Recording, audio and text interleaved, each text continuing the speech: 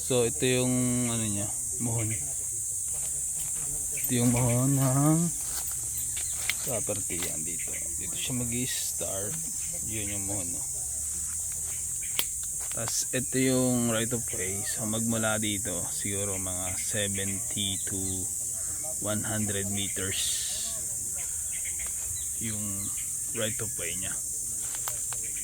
So ito na yung right of way. Ito na yung property. Ang sukat nito ay 2.6 hectares.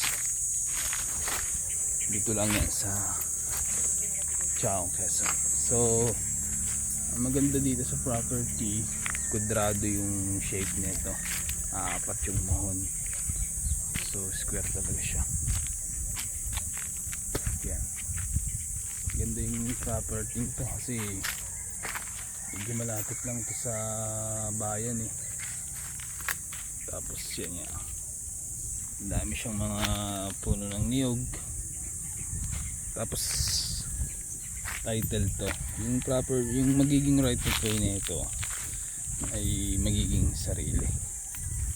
So magmula dun sa secondary road nasa 70 to 100 meters yung layo ng right of way. Tapos dito sa mga tabi may mga bahayan, no? Dami din siyang bahayan. Ganda yung property. So 2.6 hectares to, guys. Tapos titled naman siya. Yung presyo nandyan sa aking screen. Sa inyong screen. Yan. Yan, no? May mga tanim siya dito, mga papaya. Tapos may mga saging. Yung saging hindi ganun kaganda ngayon eh, kasi nagdaan lang yung bagyo, kaya ganito.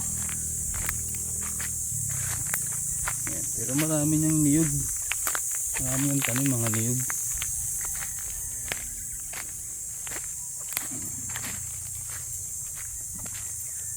Yan guys, tapos dito pag ito na pwesto, kunting hawan lang to, makikita nyo na itong bundok na to. Yan.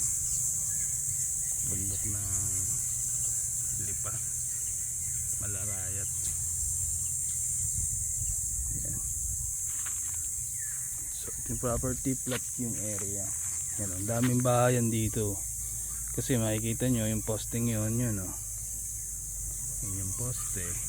So yun yung barangay road. Yan. Kaya dyan kita nyo ang daming bahay, oh. Yan. So sa mga interested dyan, guys, kontakan nyo lang ako sa number na sa inyong screen. Ito lang yan sa Chaong, Quezon. 2.6 hectares titled. So mula sa bayan siguro mga 10 to 15 minutes.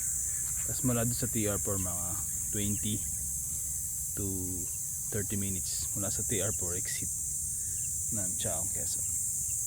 So dito lang, thank you.